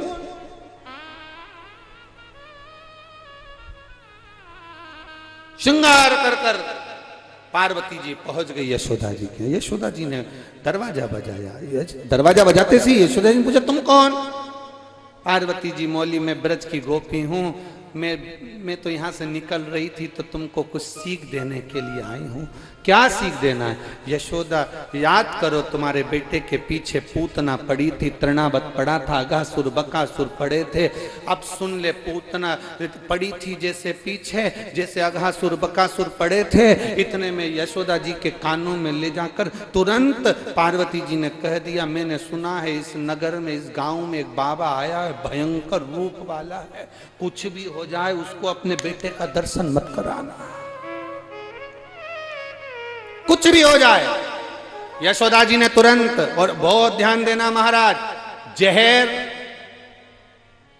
दो तरह का जहर होता है। एक जहर मुख में जाता है तो केवल एक व्यक्ति मरता है, और एक जहर कान में जाता है तो पूरा घर मर जाता है। चुगली, निंदा, बुराई, ये जहर जब कान में गया तो पूरा घर बर्बाद। किसी से कहते तुम्हारी बहू बेकार, सास के कान में थोड़ा सा जहर डाल दो, तुम्हारी बहू ने ये किया, तुम्हारे बेटे ने वो करा, पूरा घर अस्त व्यस्त हो जाएगा। एक बहू के कान में कह दो तुम्हारी सास तो ऐसी है, तुम्हारे ससुर तो ऐसे हैं, तुम्हारे ननन तो ऐसी, तुम्हारे नंदोई तो ऐसे। वो कान में जो जहर गया, मुख में जहर जाएगा तो अकेला मरेगा, कान में जहर गया तो बहुत सारे मरते हैं, एक साथ पूरा परिवार चले जाता है। टूट गया परिवार, अस्त व्यस्त हो गया। यशोदा जी के कान में जहर घोल दिया, कह दिया कोई बूढ़ा व्यक्ति आए दर्शन मत कराना। यशोदा जी ने दरवाजे पर द्वारपालों से कह दिया, दरवाजा लगा दो, ताला लगा दो, कोई भी आए आने मत देना। अब बाबा तो बाबा थे, चल दिए भोलेनाथ अड़भंगे।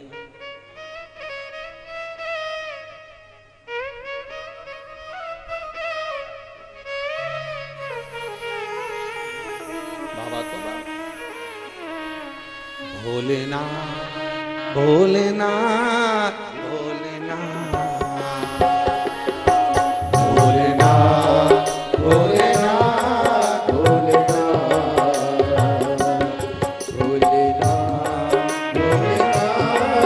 भोलेनाथ भोलेनाथ भोलेनाथ भोलेनाथ। सब आइए।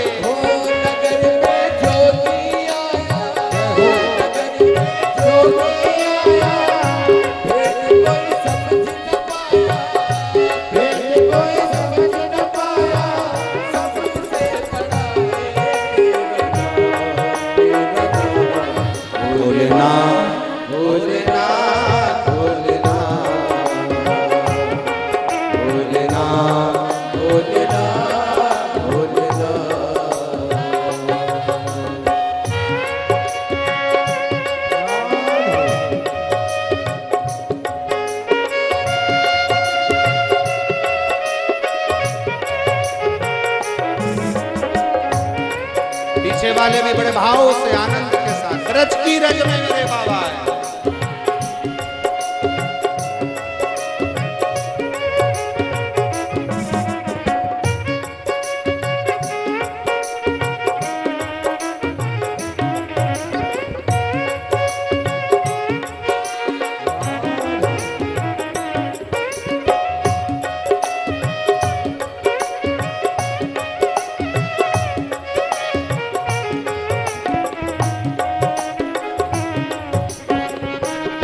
शंभो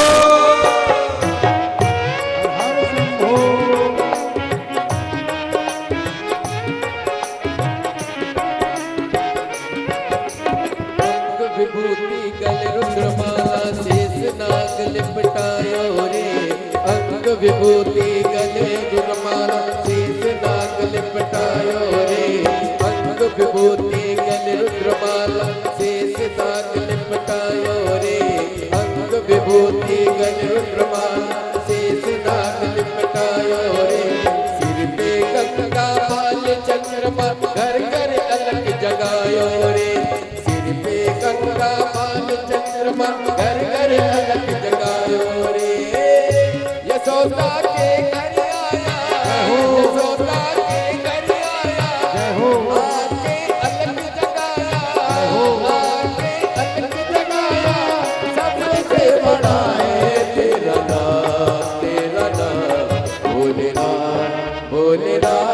भोलेनाथ भोलेनाथ भोलेनाथ भोलेनाथ भोलेनाथ भोलेनाथ भोलेनाथ भोलेनाथ भोलेनाथ भोलेनाथ भोलेनाथ भोलेनाथ भोलेनाथ भोलेनाथ भोलेनाथ हर हर महादेव। अपने स्थान पर बैठकर भगवान शिव से भाव से दिल से आनंद से प्रार्थना करते। श्री शिवा नमस्तु श्री शिवा नमस्तु श्री शिवा नमस्तु श्री शिवा नमस्तु श्री शिवा नमस्तु। भोला सब दुख ओ सब दुख शिव शंकर जप तेरी माला भोले बाबा जप तेरी माला भोला सब दुख ओ भोला सब दुख वेश है मंगलकारी वेश है मंगलकारी शमशान वासी शमशान वासी ओ सब दुख काटो ओ सब दुख काटो। बाबा आए दरवाजे पर, दरवाजा की अलख लगाई, दरवाजा कोई ना खोले, कोई नहीं। यशोदा जी ने आवाज सुनी, लाला के कानों में शब्द गया, लाला मुस्कुराए, प्रसन्न हुए ठाकुर। अब इतने में तुरंत यशोदा जी के पास खबर गई, बहुत बुजुर्ग सा कोई बाबा आया है, तन पर राख लपेटी है, पर लगता बहुत बहुत पुराना। एक पेड़ की उम्र होती है, व्यक्ति की उम्र होती है, मनुष्य की उम्र होती है, जलचर थलचर की उम्र होती है, मंदिर की उम्र होती है, पत्थर की उम्र होती है, लकड़ी की उम्र होती है, जल की उम्र होती है, सब की उम्र होती है, सारे देव की उम्र है। पर किसी पुराण में यह नहीं लिखा कि शंकर जी की उम्र कितनी। सारे देवताओं की उम्र का वर्णन लिखा, ब्रह्मा जी इतने, नारायण ऐसे, इंद्र ऐसे, वायुदेव, जलदेव, गरुण देव, वरुण देव, ये सब का वर्णन आया, पर भगवान शंकर का कहीं वर्णन नहीं आया कि शंकर जी की उम्र कितनी है। तो यशोदा जी के पास खबर गई, कोई बुजुर्ग आया है, बड़ा बड़ा तेजवान है। यशोदा जी ने तुरंत कहा, मैं अपने बेटे को यहाँ क्या करूँ उसके पास में जाकर। यशोदा जी का जाओ तो सर। यशोदा जी ने दरवाजा खोला, पूछा क्या बात है बाबा। बाबा बोले तुम्हारे लाला का नाम सुना है, दर्शन करने आया हूँ। इतने में तो यशोदा जी बस मन में कहा, कितना सुंदर बाबा है, राख लपेटा, इसके चेहरे पर कितना चमक है, बस मन कर गया। ठीक है बाबा, अब भी लाई। अंदर गई यशोदा जी, लाला को उठाया, लेकर चली। इतने में पार्वती जी बीच में जूड़ा ऊड़ा बांधी, सुरमा लगाई, सामने खड़ी हो गई। यशोदा रानी, तुम्हें मैंने बताया था एक बुजुर्ग बाबा आया है, भयंकर है वो। यशोदा जी के भयंकर तो नहीं है, पर सुंदर बहुत है, बूढ़ा भी बहुत है, मेरे बेटे को आशीर्वाद देकर जाएगा। पार्वती जी ने कहा, हमें क्या जाता है, ले जाओ, बाद में तुम्हारे साथ कुछ हो तो हमसे मत कहना। इतने में यशोदा जी बोली, अरे एक बार तू तो देख कर आ। पार्वती जी ने कहा, अब भी आती हूं देखकर। और जो पार्वती जी गईं और ऊपर छज्जे में पार्वती, नीचे भोले बाबा। पार्वती जी ने जो झांका, शंकर जी ने डमरू खड़काया, जो ऊपर देखा, देखते सी शंकर जी मन में सोचे ये कहां से पहुंच गई।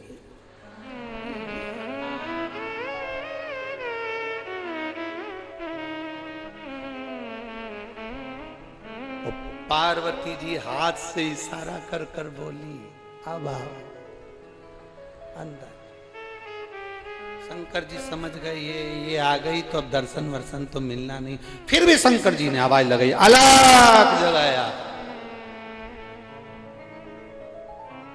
मां दर्शन कराओ। पार्वती जी नीचे आके बोली बिल्कुल मत कराना, यही है वो, ये तेरे बेटे का काल है। अब इसको क्या मालूम कि ये महाकाल है, ये तेरे बेटे का काल है। अब पार्वती जी ने कह दिया, अब तो पार्वती जी का मन क्षुब्ध हो गया, अब कुछ भी हो जाए बेटे को नहीं दूंगी। अब भगवान को लेकर अंदर आ गई। बाबा ने भी सोच लिया क्या करा जाए। नंदी पर्वत के नजदीक में कुंड के किनारे मेरा बाबा अखंड धुनी रमाकर बैठ गए। बैठ तो गए, ये जैसे जैसे धुनी तपे वैसे वैसे कन्हैया चिल्ला चिल्ला कर बिलक बिलक कर रोए, बिलक बिलक। आशा लगाकर भोलेनाथ जी बैठे थे, उन्होंने भी आशा लगा ली थी अब तो मैं नहीं आऊंगा, तुम आओ। और लगन तुमसे लगा बैठे जो होगा देखा जाएगा, तुम्हें अपना बना बैठे जो होगा देखा। लगन लगा ली। होता है ब्रज की गोपियों में एक भाव होता है। एक बार एक गोपी ने बड़ा सुंदर भाव व्यक्त किया महाराज। एक गोपी दही बेचने जा रही है और दूसरी गोपी को घर पर छोड़कर जा रही है और बड़े भाव से कहकर जा रही है, अरे दही बेचन मथुरा जाऊं रे, ध्यान रखियो गुजरिया। अरे ओ गुजरी, आप भी बोलो, दही बेचन मथुरा जाऊं, ध्यान रखियो। इतने धीरे से मत बोलो गुजरिया, नहीं तो मालूम पड़े दीपावली के गुजिये याद आ जाए। थोड़ा अच्छे से आवाज लगाकर, दही बेचन मथुरा जाऊं, ध्यान रखियो गुजरिया, शाम से पहले घर ना आऊं रे, ध्यान रखियो। सखी बोल रही है मुझे छोड़कर क्यों जा रही है? अरे सुन, काना जो आवे तो क्या विचार है, भगा दें? सखी कह रही है काना जो आवे तो आवन। सखी ने कहा चोटा घर में आए और तू के आने दो तो चोर सामान ले जाएगा तो कुछ तो कह सुन तो सरी, काना जो आवे तो आवन दीजे, पर सखी चढ़ने ना दीजे अटरिया, ध्यान रखियो। अरे सखी मेरी छत टूटी हुई है, कन्हैया आएगा छत पे चढ़ गया गिर जाएगा, उसके पाँव में चोट लग जाएगी ना। तो सखी बोल रही है उसके लिए मुझे छोड़ के जा रही है। अरे सुन तो, काना जो आवे तो आवन दीजे, पर चढ़ने ना दीजे अटरिया, ध्यान रखियो। और सुन सखी, अरे माखन जो खावे तो, अरे कोसी वालों अब एक लाइन तुम्हारी तरफ से चाहिए, खाने दे कि नहीं खाने दे? पक्का? बस तो फिर माखन जो खावे तो खावन दीजे। तो सखी बोल रही है जब आएगा खाएगा तो मुझे क्यों छोड़ के जा रही है? तो उसने कहा तोड़ने ना दीजे मटकिया, ध्यान रखियो। और तीसरी बात, पूरे ब्रज का आनंद, काना जो जावे तो, ये ब्रज मीठी गली से जब गया तो लोग आज तक रोते हैं। काना जो जावे तो जावन्ना, सखी कह रही है वो तो अपने पिता की नहीं सुने, मैया की नहीं सुने, तो हमारी क्या खाक सुने। उसको मना करो इधर मत जा तो उधर ही जाता है, वो हमारी सुनता ही नहीं है, तो फिर करें क्या, कैसे मानेगा वो। काना जो जावे तो जावन्ना, और नहीं सुनेगा तो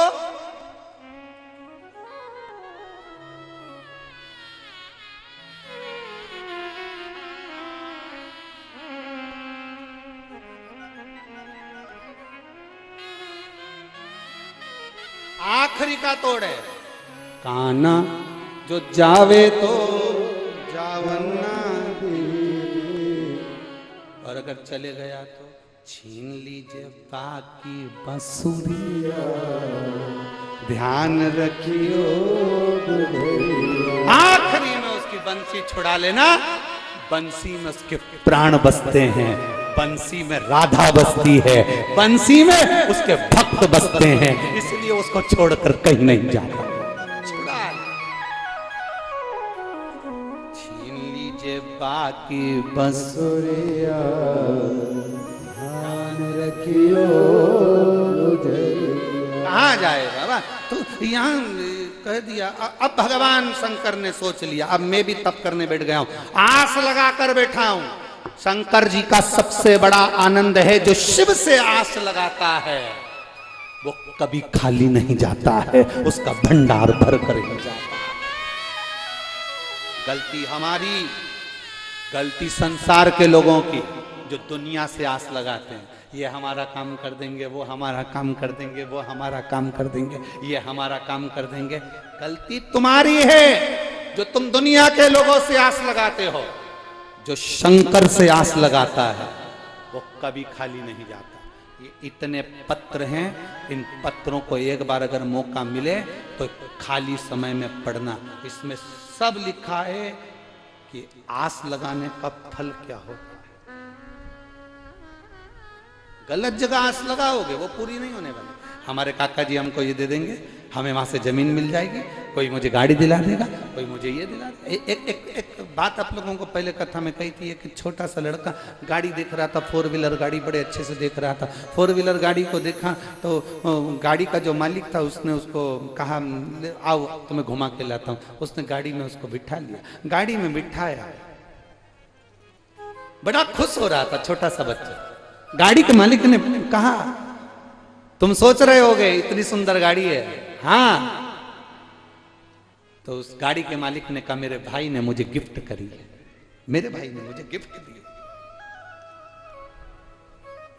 अब तुम सोच रहे होगे कि मुझे मेरे भाई ने गिफ्ट करी, तुम्हारे पास भी ऐसी गाड़ी होना थी, तुम्हें भी कोई गिफ्ट करता। उस बच्चे ने कहा नहीं, मैं ये नहीं सोच रहा, मैं ये सोच रहा हूं भोलेनाथ मुझे भी ऐसा बनाना, मैं भी ऐसी गाड़ी किसी को गिफ्ट कर सकूं। कोई मुझे गिफ्ट करे वो बात नहीं मुझ में, मुझे ऐसा बनाना कि ऐसी गाड़ी मैं भी किसी को गिफ्ट कर सकूं, इतना मेरे बाबा मुझे देना। दुनिया के लोग आस लगाते हैं कि मुझे ये मिल जाए, दुनिया के लोग आस लगाते हैं मुझे ये गाड़ी मिल जाए, मुझे ये मिल जाए, मुझे वो मिल जाए। पर आपके अंदर भोलेनाथ के प्रति वो आस लगी होना चाहिए कि बाबा मुझे ऐसा देना कि जिंदगी में, जैसे आज कोसी में श्री सुभाष जी, सौरभ जी और ये समिति बड़े भाव से कथा करा रही है, ऐसी कृपा मेरी झोली में डालना कि मैं भी जिंदगी में एक बार ऐसी शिव पुराण की कथा करवा सकूं, ऐसी कृपा कर। और खाली न जाता कोई तुम्हारे, खाली न जाता कोई दर से बाबा ऐसी करुणा मेरी जिंदगी में करना कि मैं भी दे सकूं, मैं भी दे सकूं। यहाँ बहुत बहुत मेरी ब्रजवासियों मेरी ब्रज की माताओं, मेरी जीजियों, मेरे जीजाओं, आपसे कहूं, अभी तक ब्रज में बहुत भंडारे चले होंगे, भगवान कृष्ण के भक्त आए, ठाकुर के भक्त आए, आप लोगों ने खूब उनको पूड़ी सब्जी भजिया पकोड़ा खूब खिलाया होगा। पहली बार ब्रज के अंदर ये मौका लगा है कि इन शंकर के भक्तों को खिलाने का मौका मिला है। इसका क्या फल होता है वो लिख कर रखना। एक डायरी लेना, उस डायरी में 2-3 चीजें जरूर लिखना कि मैंने 5 रुपए का पानी 3 तारीख को किसी को पिलाया था, और वो डायरी उठाकर रख देना। 1 महीना इंतजार करना कि वो तुमने जो पानी पिलाया था वो हजारों लाख गुना हुआ कि नहीं हुआ, वो लिख कर रखना। और एक चीज और लिखना कि मैंने शिव महापुराण की कथा पंडाल में जाकर सुनी थी ब्रज की रज में। मैंने भोलेनाथ को अपने व्यस्त समय में से 3 घंटा 2 बजे से 5 बजे तक मैंने भोलेनाथ जी को अपना समय दिया है। तुमने शंकर जी को जो समय दिया वो लिख कर रखना। तेरी दुख की घड़ी में भोलेनाथ भी तुझे समय देगा, ये निश्चित है। काल किसके हाथ में? काल की गणना करने वाला कौन? समय बनाने वाला, तिथि बनाने वाला, वार बनाने वाला, नक्षत्र बनाने वाला। एक बार शिव महापुराण को उठाकर पढ़ना, उसमें लिखा है तिथि बनाई भोलेनाथ ने, वार बनाया भोलेनाथ ने, समय बनाया भोलेनाथ ने, घड़ी बनाई भोलेनाथ ने, पल बनाया भोलेनाथ ने, नक्षत्र बनाया भोलेनाथ ने। एक एक चीज बनाने वाला मेरा शंभू है। अगर वो घड़ी बनाना जानता है तो घड़ी सुधारना भी जानता है। अगर तुम्हारी जिंदगी में तुम्हारी घड़ी अच्छी नहीं चल रही, समय अच्छा नहीं चल रहा, कुछ मत करो, घड़ी की दुकान में आके बैठ जाओ, शिव महापुराण में आकर बैठ जाओ। तुम्हारा समय, तुम्हारी घड़ी धीरे धीरे बाबा अच्छी चलाना प्रारंभ कर देता है, समय बदल देता है, वो बदलता है। कई लोग सोचेंगे, कोसी वाले भी सोचेंगे, आसपास के लोग, ब्रज की धरा वाले भी सोचेंगे, पास में रहने वाले भी सोचेंगे बहुत भीड़ पड़ रही है, कैसे जाएं, कैसे जाएं। अब की बार तो बाबा ने बड़ी कृपा करी है जी, हमेशा कथा होती थी कहीं ना कहीं अंदर। अब की बार तो बाबा ने ऐसी कृपा कर दी कि इधर चले जाओ तो दिल्ली से 117 किलोमीटर, मथुरा चले जाओ तो 40 किलोमीटर, गोवर्धन जी चले जाओ तो 35 किलोमीटर, बरसाना चले जाओ तो 20 किलोमीटर, नंदगांव चले जाओ तो 15 किलोमीटर, वृंदावन चले जाओ तो 30 किलोमीटर। बड़ी बाबा ने कृपा कर कर, और मेन हाईवे पे ही कथा करवा दी कि बस से उतरो, ट्रक से उतरो और आराम से कथा में जाके बैठ जाओ और वापिस अपनी गाड़ी पकड़ो, घर चले जाओ।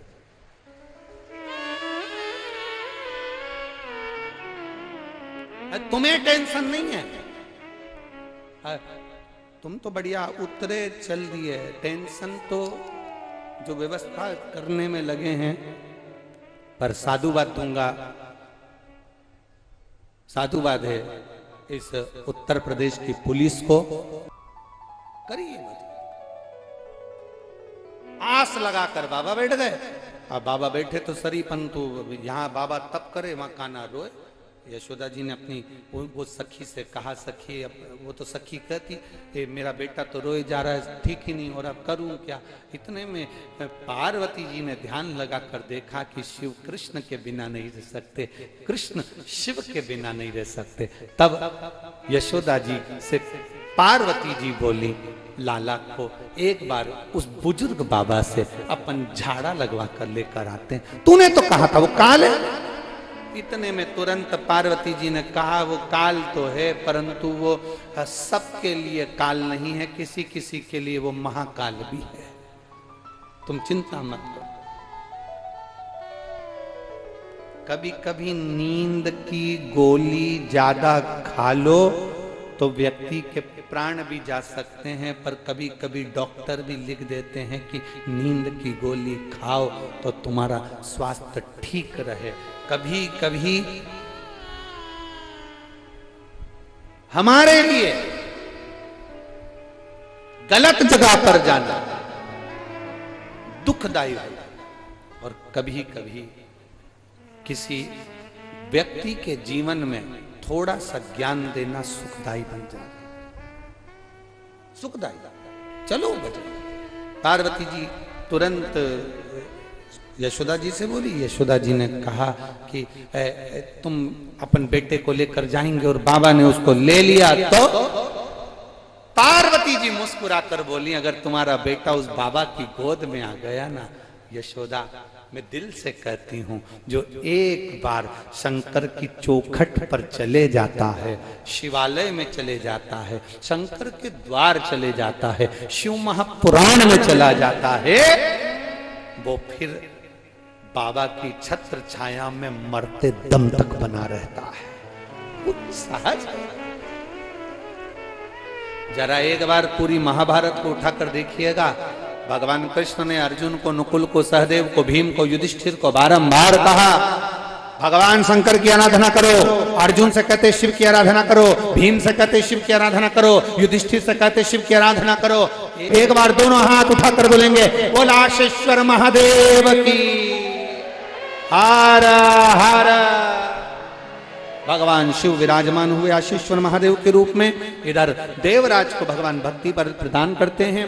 बिंदु प्रेत योनि में पड़ जाता है चंचुला देवी, उसके लिए शिव महापुराण की कथा बाबा से कहकर करवाती हैं। और तुमरुका जी कथा का आनंद देते हैं। ये तुमरुका कोई साधारण नहीं, जो नारी का गर्भ ना ठहरता हो उसके लिए सफेद आंकड़े की जड़। तुमरुका जी का नाम लेकर 21 बार घुमाकर शिव जी पैसे मंदिर में नंदी के पास खड़े होकर शंकर को देखते हुए कमर में लाल धागे में बांध ली जाती है, जिससे संतान की प्राप्ति होती है। इन पत्रों में कम से कम 8-10 पत्र ऐसे हैं जिसमें बाबा ने संतान दी है। शिव कृपा इसी को कहते हैं। बाबा ईसर जी गोरा जी बनकर, गणा और गौर बनकर कथा श्रवण करने के लिए आते हैं। जोरदार ताली बजाएं ईसर जी गोरा जी के लिए। आज शिव महापुराण का प्रथम दिवस, जो ये भाव के साथ कोसी ब्रजरज में शिव महापुराण की कथा चल रही है, बड़े भाव के साथ आनंद के साथ आज कथा का प्रथम दिवस विराम ले रहा है। शिव महापुराण का एक नियम है, जब यहाँ से आप लोग कथा सुनकर जाएं, आरती होने के बाद जब जाएं तो अपनी रज को मस्तक से लगाकर जाना, क्योंकि भगवान शिव 7 दिन के लिए शिव महापुराण की कथा का रस तत्व देने के लिए पधारते हैं।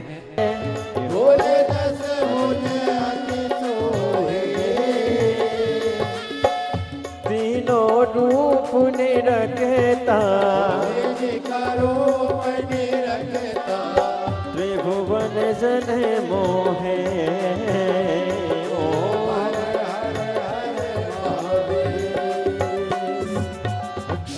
माला वनमाला मुंडी माला दारी, बोले मुंडे माला दारी, त्रिपुरारी कंसारे, पुरारी कंसारी, कर माला दारी।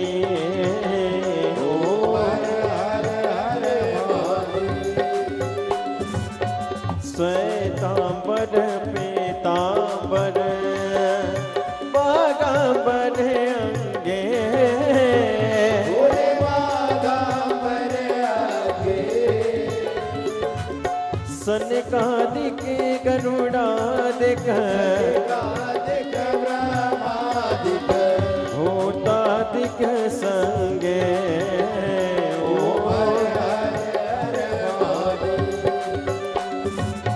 कर के मादक मंडल चक्र त्रिशूल धरता, वो बोले चरण त्रिशूल धरता,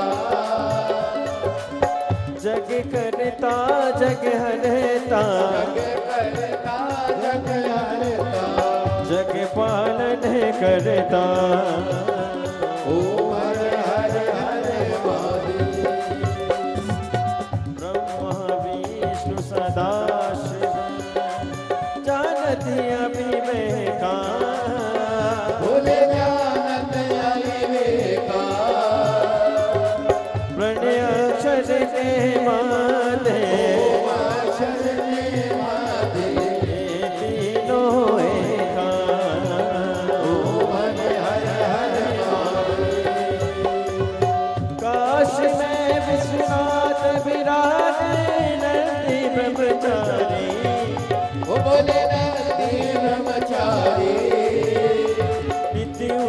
दर्शन पावत भोग लगावत महिमा दीवानी ओम हर हर हर महादेव त्रिगुणी स्वामी जी की आरती जो कोई नर गावे ओ बोले जो कोई नर गावे कहते शिवानंद स्वामी